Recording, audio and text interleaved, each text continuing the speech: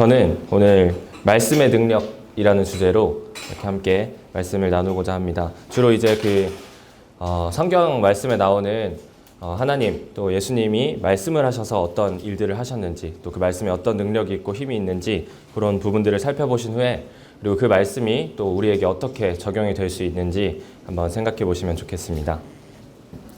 자, 우선 첫 번째로는 말씀으로 하나님께서는 세상을 지으셨습니다. 저희 앞에 PPT 같이 보시면서 말씀 읽도록 하겠습니다. 창세기 1장 3절입니다. 같이 읽겠습니다. 시작. 하나님이 이르시되 빛이 있으라 하시니 빛이 있었고. 다음은 1장 6절입니다. 같이 읽겠습니다. 시작. 하나님이 이르시되 물 가운데 궁창이 있어 물과 물로 나뉘라 하시고. 창세기 1장에 잘 아시는 이 내용들을 보시면 하나님께서는 말씀으로 세상을 지으셨습니다. 지금 제가 2개밖에 적지 않았는데 이 뒤에 이제 채소나 나무 또 해와 달 그리고 동물들까지도 하나님께서는 다 말씀을 통해서 이렇게 세상을 지으신 모습을 볼 수 있습니다. 하나님은 물론 이 전지전능하시기 때문에 어떤 일이든 하실 수 있지만 그 중에서 특별히 이렇게 말씀을 통해서 세상을 지으셨다는 게 이 이르시되 빛이 있으라 이렇게 말씀을 하시면서 세상을 지으셨다는 게 또 새롭게 다가왔습니다. 두 번째로는 하나님은 말씀으로 자연을 통제하십니다. 예수님과 제자들의 이야기를 보면 보실 수가 있는데 마가복음 4장 35절에서 37절 말씀입니다. 이거는 앞에 보시면서 제가 읽도록 하겠습니다. 그날 저물 때에 제자들에게 이르시되 우리가 저편으로 건너가자 하시니 그들이 무리를 떠나 예수를 배에 계신 그대로 모시고 가매 다른 배들도 함께 가더니 큰 광풍이 일어나며 물결이 배에 부딪혀 들어와 배에 가득하게 되었더라. 여기 말씀에 보시면 예수님과 사람들이 함께 이렇게 배를 타고 이동하던 중에 광풍을 만나서 이렇게 배에 막 파도가 들이치고 배에 물이 차는 이런 사건을 만나게 됩니다. 자, 혹시 바다 다들 가보신 적 있으신가요? 네, 저희 나라는 바다가 많아서 우리나라는 바다가 많아서 되게 바다를 경험해 보신 분들이 많으실 텐데 바다를 보면은 되게 이렇게 경이롭고 또 막 이런 뭔가 압도당하는 이런 큰 자연 앞에서 그런 느낌을 받으신 적이 있으실 겁니다. 저는 개인적으로 저는 바다를 조금 무서워하는데요. 들어가서 놀면 잘 놀긴 하는데 근데 이제 그 안에 뭐랄까 보이지 않는 곳에서 어떤 바다에 있는 그런 상어라든지 또는 해파리, 가오리 이런 것들이 공격하면 어떡하지? 막 이런 걱정들이 들 때도 있고 또 물에 빠지면 어떡하지? 이런 걱정을 할 때도 있습니다. 그런 두려움들이 있는데 그 두려운 제 마음을 살펴보면은 제가 이렇게 제 스스로 통제가 안 되는 그런 상황들이 두려운 것 같습니다. 그냥 이렇게 물속에서는 내 뜻대로 이렇게 몸을 움직이기도 힘들고 실제로 이렇게 움직임 자체가 느려지기도 하고 또 보이지 않는 곳에서 어떤 것들이 또 나올지 이렇게 모르기 때문에 더 그런 두려운 마음이 드는 것 같습니다. 사람은 이런 큰 자연 앞에서 정말 아무것도 아닌 존재입니다. 내가 어떤 걸 어떻게 할 수가 없고 이렇게 저희가 자연을 통제한다는 것은 있을 수가 없는 일입니다. 근데 이제 예수님께서는 이런 일들을 만나셨을 때 어떻게 하셨냐면 그 다음 내용인데 제가 읽겠습니다. 예수께서는 고물에서 베개를 베고 주무시더니 제자들이 깨우며 이르되 선생님이여 우리가 죽게 된 것을 돌보지 아니하시나이까 하니 예수께서 깨어 바람을 꾸짖으시며 바다더러 이르시되 잠잠하라 고요하라 하시니 바람이 그치고 아주 잔잔하여지더라. 네, 여기서도 마찬가지로 이르시되라는 표현이 나옵니다. 그 바다를 향해서 예수님께서 잠잠하라 고요하라 이렇게 말씀하시니까 바다가 잔잔하여졌습니다. 하나님께서는 또 예수님께서는 저희가 할 수 없는 이런 큰 일들을 말씀을 통해서 이렇게 하신 것들을 성경을 통해서 보게 됩니다. 또 다음으로는 말씀으로는 죽은 사람도 살리십니다. 요한복음 11장에 보시면 나사로 이야기가 나옵니다. 잘 아시는 이야기실 텐데요. 1절, 2절 말씀 제가 읽겠습니다.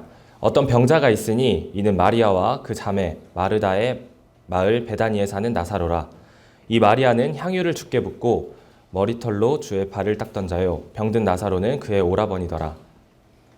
나사로라는 사람이 있었습니다. 그 나사로는 마리아와 마르다의 가족이었습니다. 가족이었는데 그 마리아가 이제 여기 나와 있듯이 주님을 열심으로 섬기던 그런 자매였습니다. 그 나사로가 병들게 되었어요. 죽을 병에 걸리게 되었습니다. 그래서 곧 죽게 생겼고 그 내용이 이제 방금 나와 있는 말씀에 대한 설명입니다. 그 뒤에 얼마간 시간이 흐르고 나사로가 실제로 죽게 되었습니다. 여기 말씀에 보시면 이 말씀을 하신 후에 또 이르시되 우리 친구 나사로가 잠들었도다. 그러나 내가 깨우러 가노라. 제자들이 이르되 주여 잠들었으면 낫겠나이다 하더라. 예수는 그의 죽음을 가리켜 말씀하신 것이나 그들은 잠들어 쉬는 것을 가리켜 말씀하신 인 줄 생각하는지라. 이에 예수께서 밝히 이르시되 나사로가 죽었느니라. 예수님께서 나사로가 죽을 때에 나사로가 잠들었다 이렇게 제자들에게 표현을 하시는데 제자들이 알아듣지 못합니다. 그냥 실제로 이런 잠을 자는 줄 알고 이제 잠들었으면 이제 낫겠나이다 이렇게 말을 하는데 근데 거기다 이제 확실하게 이제 예수님께서 나사로가 죽었다 표현을 하시고 그 뒤에는 이제 나사로에게 갑니다. 그에게로 가자 하고 가신 다음에 보니까 이미 죽은 지 나사로는 4일 정도나 흐른 뒤였고 그 무덤에 들어간 채로 그 무덤 문을 이렇게 그 바위로 막아져 있는 그런 상태였습니다. 예수께서 이르시되 돌을 옮겨 놓으라 하시니 그 죽은 자의 누이 마르다가 이르되 주여 죽은 지가 나흘이 되었음에 벌써 냄새가 나나이다. 이렇게 죽어서 나흘이 흘러서 냄새가 나는 그런 시체를 살리시겠다고 하시는 겁니다. 그래서 그 돌을 치우라고 이렇게 말씀을 하시는데 그 뒤에 이 말씀은 함께 읽도록 하겠습니다. 43절, 44절 말씀입니다. 네, 같이 읽겠습니다. 시작. 이 말씀을 하시고 큰 소리로 나사로야 나오라 부르시니 죽은 자가 수족을 배로 동인채로 나오는데 그 얼굴은 수건에 쌓였더라. 예수께서 이르시되 풀어놓아 다니게 하라 하시니라. 자, 죽은 나사로를 살리실 때도 예수님께서는 말씀을 통해서 살리셨습니다. 나사로야 나오라 이렇게 큰 소리로 외치시니까 죽었던 나사로가 살아서 나오는 모습을 볼 수 있습니다. 이렇게 하나님 또 예수님께서는 말씀을 통해서 여러 일들을 하셨습니다. 사람으로서는 도저히 할 수 없는 그런 신이기 때문에 가능한 그런 일들을 행하셨습니다.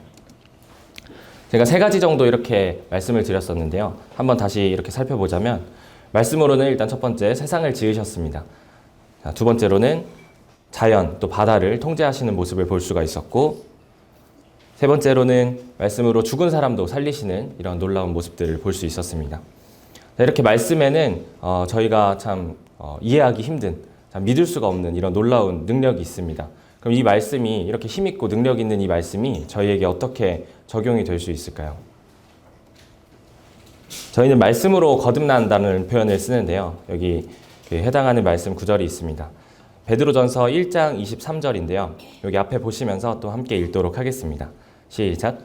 너희가 거듭난 것은 씨로 된 것이 아니요 썩지 아니할 씨로 된 것이니 살아있고 항상 있는 하나님의 말씀으로 되었느니라. 자, 여기 거듭난 것이라는 표현이 되어 있는데요. 거듭남이라는 것은 다시 태어난다는 뜻입니다.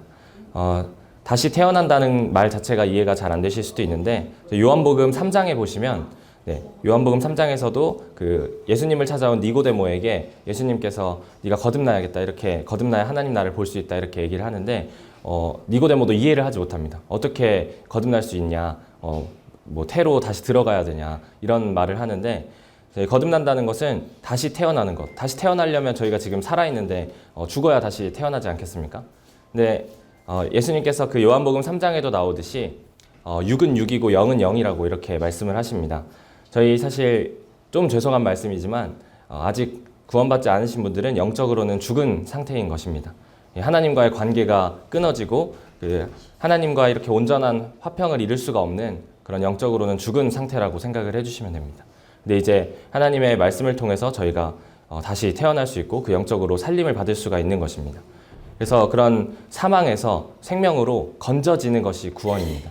건짐을 받는 것이 구원이고 여기서 이제 그 거듭난 것이 말씀으로 되어 있다고 나와 있습니다.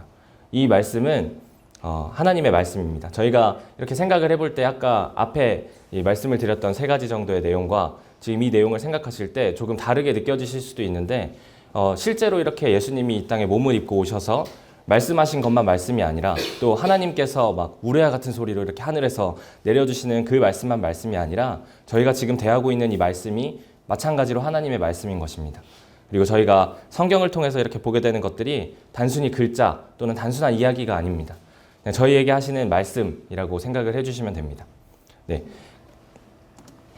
자, 저희 이 시간 저희가 복음을 들으려고 이 자리에 이렇게 다 계십니다. 복음 뜻 다 알고 계신가요? 복음이 어떤 뜻이죠? 네. 복된 소식. 네, 복된 소식. 또 뭐 영어로는 가스펠 또는 굿뉴스 이렇게 표현하기도 하는데요. 그냥 쉽게 설명을 하면 좋은 소식, 기쁜 소식이라고 생각을 해주시면 됩니다. 자, 좋은 소식이자 기쁜 소식인 복음이 나에게 해당되는 내용일 때 좋은 소식이고 기쁜 소식일 수 있는 것 같습니다. 저희 세상에도 사실 좋은 소식, 기쁜 소식은 너무 많이 있습니다. 뭐 결혼이라든지 아니면 원하는 직장에 취업을 한다든지 원하는 대학에 들어간다든지 여러 가지 이런 기쁜 소식이 있을 수 있는데 그 기쁜 소식이 내 소식이 아니라면 또는 나와 관련이 없는 이야기라면 저한테는 전혀 기쁜 소식이 아닐 것입니다. 결혼을 예시로 제가 그냥 한번 찾아봤는데 인터넷에 작년 한 해 동안만 해도 혼인 건수가 대한민국에서 22만 건이 넘는다고 합니다. 근데 이제 그 많은 결혼에 모두 다 기뻐하진 않으셨지 않습니까? 그러니까 저랑 상관이 없는 얘기라면 기쁠 수가 없는 것입니다. 뭐 마찬가지로 다른 부분에 있어서도 똑같습니다. 어떤 뭐 누가 어디 멀리 사는 누가 내가 이름도 모르는 어떤 안무개가 뭐 좋은 직장에 들어갔다더라. 그런 것은 저에게 전혀 기쁜 소식이 아닙니다. 저랑 상관이 없는 얘기이기 때문입니다. 근데 이제 제 가족이 또는 제 친구가 또는 제가 이렇게 좋은 직장에 들어갔다 또는 결혼을 한다. 이것은 저에게 굉장히 기쁜 소식일 것입니다.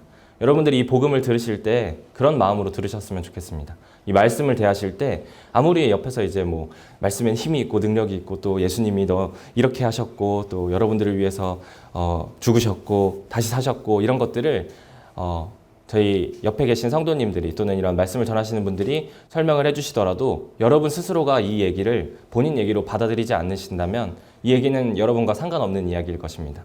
근데 이 성경에서는 하나님께서 모든 사람이 구원을 받기를 원하신다고 나와 있습니다. 그래서 이 성경 이야기는 성경에 나와 있는 이 말씀은 여러분 모두에게 해당되는 이야기고 여러분에게 필요한 이야기입니다. 그래서 여러분이 당사자인 여러분의 이야기인 것입니다. 그래서 여러분들이 이 말씀을 대하실 때 진짜 내 이야기다라는 생각으로 대하셨으면 좋겠습니다. 그래서 내가 진짜 결혼을 준비하는 마음으로 이 말씀을 대하시고 내가 원하는 직장 또는 이런 뭐 학교에 이렇게 지원한 다음에 그 합격자 발표를 기다리는 또는 그 홈페이지에 들어가서 합격자 발표를 확인하는 그런 마음으로 이 말씀을 대하셨으면 좋겠습니다. 저희 합격 여부는 이미 나와 있습니다. 이미 정해져 있습니다. 합격이라고 정해져 있는 내용을 여러분은 확인하시면 되는 것입니다. 그 확인하는 그 두렵고 떨리는 그 마음으로 이렇게 긴장된 마음으로 말씀을 대하셨으면 좋겠습니다. 그 말씀은 이렇게 강단에서 전해지는 말씀뿐 아니라 저희 개인적으로 말씀을 보실 때나 또는 성도님들과 상담을 하실 때나 이 하나님의 말씀을 대할 때는 항상 그렇게 하셨으면 좋겠는 마음이 있습니다.